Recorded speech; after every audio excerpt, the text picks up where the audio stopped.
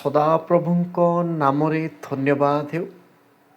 ପ୍ରଭୁଙ୍କର ପ୍ରିୟ ଲୋକମାନେ, ଆପଣ ସମସ୍ତ ଲୋକଙ୍କୁ ପ୍ରଭୁ ଆଶୀର୍ବାଦ କରନ୍ତୁ। ଏବଂ ଏହି ସମୟରେ ଏହି ଭିଡ଼ିଓକୁ ଦେଖୁଥିବା ମୋଠୁ ସାନ କିମ୍ବା ବଡ଼, ମୋର ବାପା କିମ୍ବା ମା' ମାନେ, କିମ୍ବା ମୋର ଭଉଣୀ କିମ୍ବା ଭାଇମାନେ, କିମ୍ବା ପ୍ରଭୁଙ୍କର ପ୍ରିୟ ଦାସ ଦାସୀମାନେ, ଆପଣ ସମସ୍ତ ଲୋକଙ୍କୁ ପ୍ରଭୁ ଯୀଶୁଙ୍କ ନାମରେ ମୁଁ ଦୟାଦାନ, ପ୍ରେଜ୍ ଦ ଲର୍ଡ, ଯୀଶୁ ଶାନ୍ତି, ମାରନାଥା। ପ୍ରଭୁଙ୍କର ପ୍ରିୟ ଲୋକମାନେ, ବର୍ତ୍ତମାନ ସମୟରେ ଆମ୍ଭମାନଙ୍କର ନିଜର ସାକ୍ଷ୍ୟ ଲୋକମାନଙ୍କ ପାଖରେ ପ୍ରକାଶ କରିବା ଦରକାର। କାରଣ ହେଲା, ଜଣେ ବ୍ୟକ୍ତିଙ୍କର ସାକ୍ଷ୍ୟକୁ ଶୁଣିକି ଲୋକମାନେ ମଧ୍ୟ ପରିବର୍ତ୍ତନ ହେବେ ଏବଂ ହୋଇଅଛନ୍ତି ମଧ୍ୟ। ସେଥିପାଇଁ ପ୍ରଭୁଙ୍କର ପ୍ରିୟ ଲୋକମାନେ, ଆପଣ ସମସ୍ତ ଲୋକଙ୍କୁ କହିବା ପାଇଁ ଚାହେଁ ଯେ ଆମ୍ଭେମାନେ ନିଜର ସାକ୍ଷ୍ୟ ଲୋକମାନଙ୍କ ପାଖରେ କେମିତି କହିବା ଦରକାର, ଏହି ବିଷୟରେ କିଛି ବିଷୟ ଆପଣମାନଙ୍କ ପାଖରେ ପ୍ରକାଶ କରିବା ପାଇଁ ଚାହେଁ। ଆପଣମାନେ ଶୁଣନ୍ତୁ ଏବଂ ବୁଝନ୍ତୁ ଏବଂ ଆପଣମାନଙ୍କର ନିଜର ସାକ୍ଷ୍ୟ ଲୋକମାନଙ୍କ ପାଖରେ ପ୍ରକାଶ କରନ୍ତୁ। କାରଣ ଜଣେ ବ୍ୟକ୍ତିଙ୍କର ସାକ୍ଷ୍ୟକୁ ଶୁଣିଲା ପରେ ଲୋକମାନେ ପରିବର୍ତ୍ତନ ହେବେ, ପ୍ରଭୁଙ୍କ ପ୍ରତି ଫେରିବେ।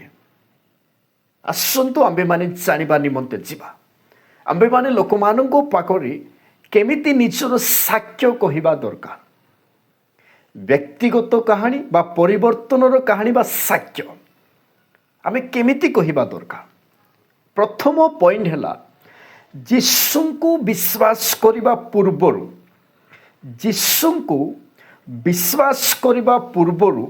ମୋର ଜୀବନ କି ପ୍ରକାର ଥିଲା, এই ବିଷୟ ବା এই ସାକ୍ଷ୍ୟ ଲୋକମାନଙ୍କ ପାଖରେ ପ୍ରକାଶ କରିବା ଦରକାର। ଯୀଶୁଙ୍କୁ ବିଶ୍ୱାସ କରିବା ପୂର୍ବରୁ ମୋର ଜୀବନ କି ପ୍ରକାର ଥିଲା, এই ବିଷୟ। ଏବଂ ଦ୍ୱିତୀୟ ବିଷୟ ହେଲା, ପ୍ରଭୁଙ୍କର ପ୍ରିୟ ଲୋକମାନେ, ଯୀଶୁଙ୍କୁ କିପରି ଜାଣିଲି ବା କେଉଁ ଘଟଣା ମୋତେ ଯୀଶୁଙ୍କ ନିକଟକୁ ଆଣିଲା,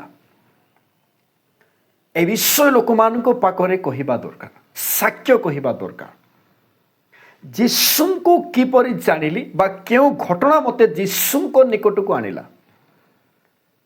ଏବଂ ତୃତୀୟ ବିଷୟ ହେଲା, ପ୍ରଭୁଙ୍କର ପ୍ରିୟ ଲୋକମାନେ, ଯୀଶୁଙ୍କ ନିକଟକୁ ଆସିଲା ପରେ ବର୍ତ୍ତମାନ ମୋର ଜୀବନ କିପରି ଅଛି।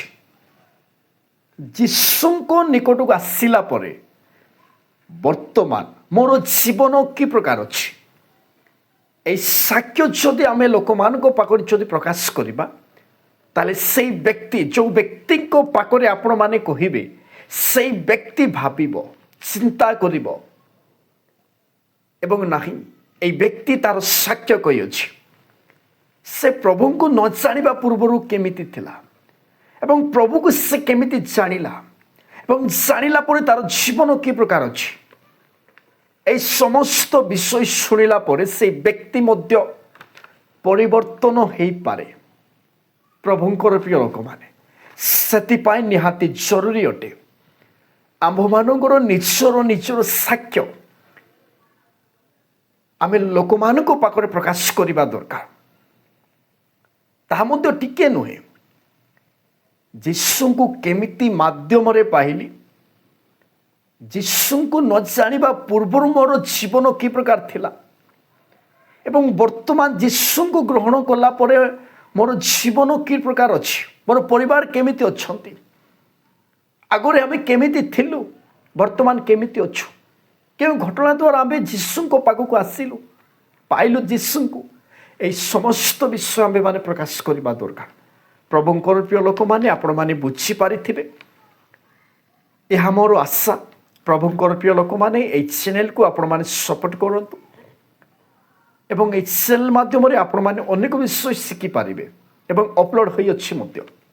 ପ୍ରଭୁଙ୍କର ପ୍ରିୟ ଲୋକମାନେ, ଆପଣମାନେ এই ଚ୍ୟାନେଲକୁ ସବସ୍କ୍ରାଇବର କରନ୍ତୁ ଏବଂ এই ଭିଡ଼ିଓକୁ ଅନେକ ଜାଗାମାନଙ୍କରେ ଆପଣମାନେ ସେୟାର କରନ୍ତୁ, ଲୋକମାନେ ମଧ୍ୟ ସେପରି ଜାଣନ୍ତୁ ଏବଂ ଲୋକମାନଙ୍କ ପାଖରେ ସେଇ ବ୍ୟକ୍ତିମାନେ ମଧ୍ୟ ସାକ୍ଷ୍ୟ ଦିଅନ୍ତୁ ଏବଂ ସାକ୍ଷ୍ୟ ଲୋକମାନେ ଶୁଣିଲା ପରେ ସେଇ ବ୍ୟକ୍ତିମାନଙ୍କର ହୃଦୟକୁ ପ୍ରଭୁ ଯୀଶୁ ଫିଟାଇବେ, ସେମାନଙ୍କର ଆତ୍ମିକ ଚକ୍ଷୁକୁ ପ୍ରଭୁ ଯୀଶୁ ଫିଟାଇବେ ଏବଂ ପ୍ରଭୁ ନିହାତି ଭାବରେ ପ୍ରଭୁଙ୍କ ପ୍ରତି ଆକର୍ଷଣ କରିବେ। ପ୍ରଭୁ ଏହି ଛୋଟିଆ ବାକ୍ୟ ଦ୍ୱାରା ଆପଣ ସମସ୍ତ ଲୋକଙ୍କୁ ପ୍ରଭୁ ଆଶୀର୍ବାଦ କରନ୍ତୁ।